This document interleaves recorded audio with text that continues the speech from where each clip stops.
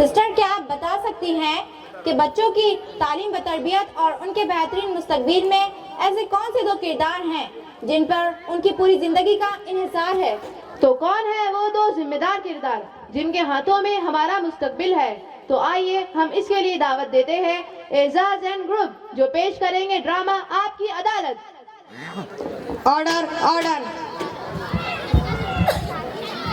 आज की अदालत किसी को सजा देने को नहीं लगाई गई और न ही इस अदालत का मकसद किसी के जुर्म पर इकरार करना है, बल्कि अदालत नहीं बल्कि यूँ समझ लीजिए कि ये हमारे गुजरे हुए 75 साल है और हम बताते हैं कि हमने इन 75 सालों में क्या किया।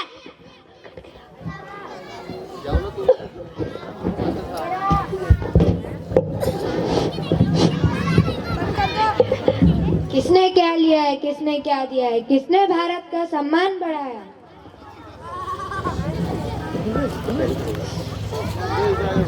अरे मैं यहाँ क्या कर रहा हूँ? मैं इस अदालत के लिए वकील साहब को बुलाता हूँ। वकील साहब हाजिर हो। वकील साहब हाजिर हो। क्या जल्दी जा, वैसे भी 5 सालों में पहली बार केस मिला है। 5 सालों में पहली बार केस मिला है।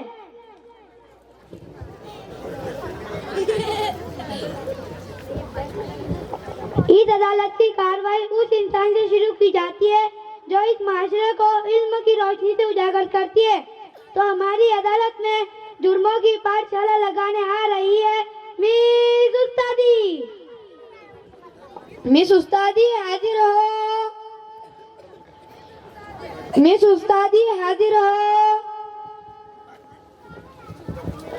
अरे ये तो मेरे से भी लेट है। मिस उस्तादी अब बहुत जल्दी आ गई। अरे वाह, मैं तो वक्त से पहले ही आ गई। ये तो मेरी जिम्मेदारी है। आप एक चीटर है? क्या? आई मीन आप एक टीचर है? जी बिल्कुल, मैं एक टीचर हूँ। Are you sure? यस पक्का? यस। अच्छा, तो आप एक टीचर है? जी बिल्कुल। टीचर है टीचर। मैं ये नहीं पूछूंगा कि आप एक टीचर क्यों है, क्योंकि आप एक टीचर है। तो आप एक टीचर होने की जिम्मेदारी अच्छी तरह निभा रही है? जी बिल्कुल निभा रही हूँ।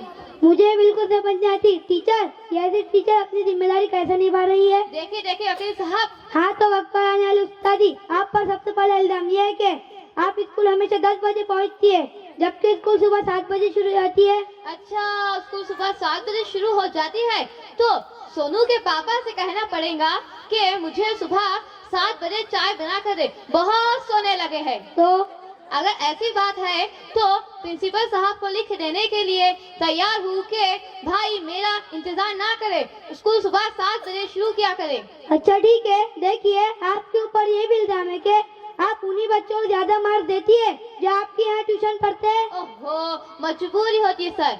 अगर हम उन बच्चों को अच्छे मार्क्स ना दे तो पोल खुल जाती है कि हमारे पढ़ाने में क्या प्रॉब्लम है।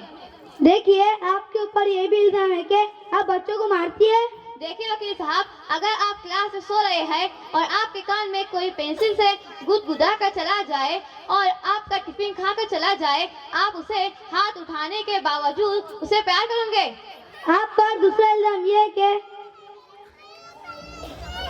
स्कूल के लिए मिलने वाले फंड को आप अकेले ही खा लेती है। देखिए वकील साहब, ये तो गलत बात है। जब से मैं एज अ टीचर स्कूल में ज्वाइन हुई हूँ, तब से सरकार की तरफ से इतना फंड नहीं आया कि मैं और स्टाफ में बांट सकूं। इसीलिए पूरा मुझे खुद ही हजम करना पड़ता है। अच्छा, मजबूरी में सब हजम। अच्छा, जरा मुझे ट्यूशन पढ़ाने जाना है और मैं हर जगह वक्त से पहले ही पहुंचना चाहती हूँ, इसीलिए मैं चलती हूँ। वाह वाह क्या बात है, वाह वाह क्या बात है। Order order. ऐसे टीचर को देखकर मुझे शोएब अलैहिस्सलाम की वो कौम याद आ रही है जिस कौम पर अल्लाह ने इस बात पर अज़ाब नाजिल किया था कि वो नापतोल में कमी करते थे। उस कौम पर किसी शख्स का हक वाजिब होता था तो वो उसमें डंडी मारते थे और हकदार को उसका हक पूरा नहीं देते थे और उसके बदले वसूल ज्यादा करते थे।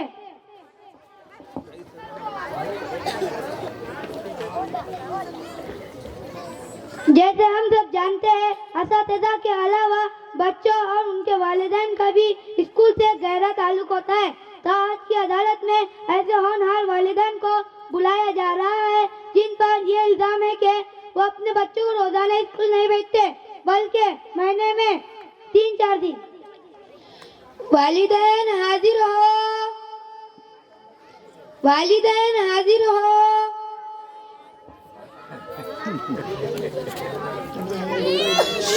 इधर वो आए रे वहाँ ये भाई इधर आ चलो। शुक्र है कि आप आ गए। अच्छा, तो आप पर स्कूल की इंतजामिया की तरफ से इल्जामों की बौछार है।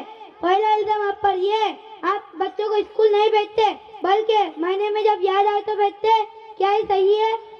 क्या बोल रहे हैं जी ये? अब क्या बच्चों को रोजाना स्कूल भेजे? जी सर, वो हमें भी घर की कामकाज होते हैं।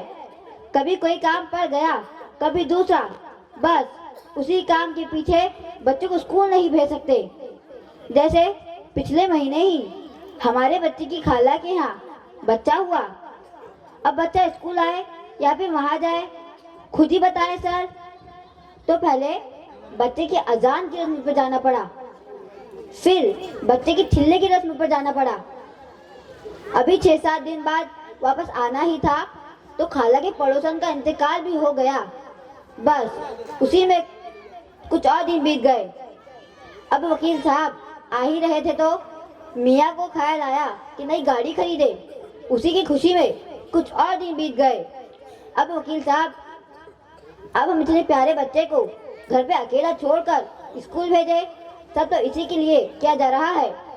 आप पर दूसरा इल्जाम ये है कि स्कूल में पढ़ाई नहीं होती। क्या ये सही है? बिल्कुल वकील साहब, पढ़ाई होती तो हमारे बच्चे को भी दूसरे बच्चों की तरह ही अच्छे नंबर आते। लेकिन क्या बताए वकील साहब, इन्होंने तो हम पे एहसानिश किया, बस बच्चे को पास कर दिया दूसरी क्लास में। क्या आपके बच्चे रोजाना स्कूल जाते हैं? आते ही रहते हैं वकील साहब। अब ये कहते हैं बच्चों को रोजाना स्कूल भेजो। ऐसे तो हमसे नहीं होता, अपने भी तो कामकाज होते हैं। हमने अपने बच्चे को बहुत भेजा, इन्होंने कुछ ना पढ़ाया। पहले महीने को तकरीबन 6-7 बार भेजा, दूसरे महीने को 7-8 बार। क्या बताए वकील साहब, बच्चा वैसा का वैसा ही है, कुछ नहीं पढ़ता। 6-7 दिन ही आप बच्चों को स्कूल भेजते हैं।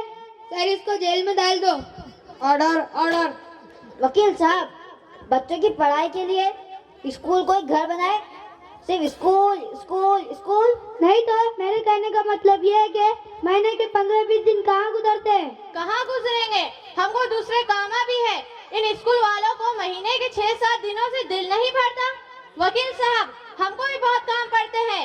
पहले महीने को ही हमें पहले छिले वाली रस्म पर जाना पड़ा, जहाँ 6-7 दिन गुजरे ही थे। फिर मैयत भी, तो कम से कम 6-7 दिन तो और गुजरने ही थे। बाकी दूसरे महीने बच्चे स्कूल आए ही होंगे। नहीं तो इनके बाबा का उम्र का नंबर भी लग गया। तो अच्छी बात है। इससे बच्चों के ताल्लुक बहुत गहरा ताल्लुक है वकील साहब। इनके बाबा उम्र को चले गए तो घर पे खाने को जाता, ऐसा लगता कि घर में कोई नहीं। बस फिर 15-20 दिन के लिए खुद भी बच्चों के साथ मैं कहीं चले गई। वाह वाह क्या बात है, वाह वाह क्या बात है। Order order. खुद सोचिए वकील साहब, ये स्कूल वालों का काम था ना ऑनलाइन क्लास लेते, नहीं बल्कि तंग करने के लिए फोन करते, बच्चा स्कूल नहीं आ रहा भेजिए। ये कोई बात हुई, बच्चा स्कूल नहीं आ रहा। वकील साहब, ये बोलना तो मैं भूल ही गई, ये स्कूल वाले ना हमसे बहुत ही नाइंसाफी करते। जिस हफ्ते बच्चों के मामा की शादी थी, उसी हफ्ते स्कूल वालों ने भी पेपर रखे। वकील साहब खुद सोचिए, हम बच्चों को पेपर दिलवाए या फिर शादी पर ले जाए। वाह वाह क्या बात है, वाह वाह क्या बात है। Order order. आज की अदालत की कार्रवाई यहीं पर खत्म की जाती है। इसी के साथ वालिदैन को ये नसीहत की जाती है कि अपने अपने बच्चों को रोजाना स्कूल भेजें।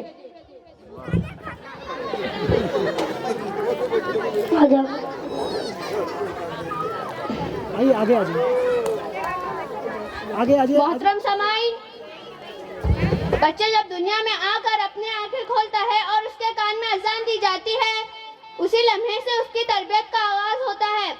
उसके बाद जब बच्चे को किसी इदारे के अंदर दाखिला मिल जाता है, बच्चा अगर इस दौर में सीखने के अमल से गुजर रहा होता है।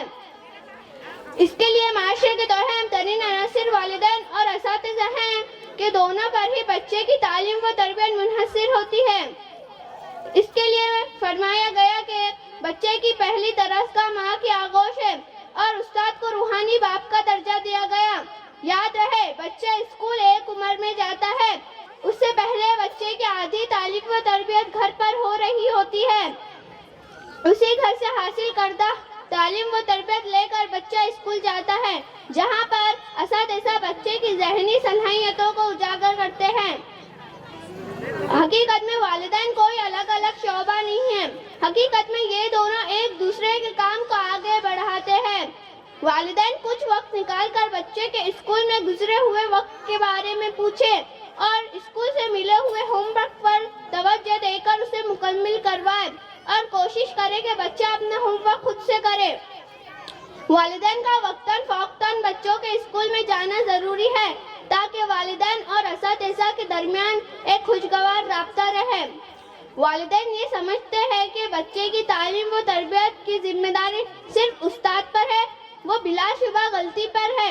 हाँ, अगर वालिदैन ये समझते हैं कि वो इतने ज़्यादा पढ़े लिखे नहीं हैं कि बच्चे की तालीम व तरबियत के बारे में तफसीली इल्म रखें, लेकिन इतना काम तो हर कोई कर सकता है। स्कूल की हाजिरी के बारे में ख्याल रखें, गैर हाजिरी पर सख्ती से गिरफ्त हो, गैर हाजिरी के नुकसानात बच्चे को बताए ताकि वो गैर हाजिरी को नाकाबिल माफी जुर्म समझे। दुनिया व आखिरत की तबाही व बर्बादी गैर हाजिरी में समझे। वस्सलाम।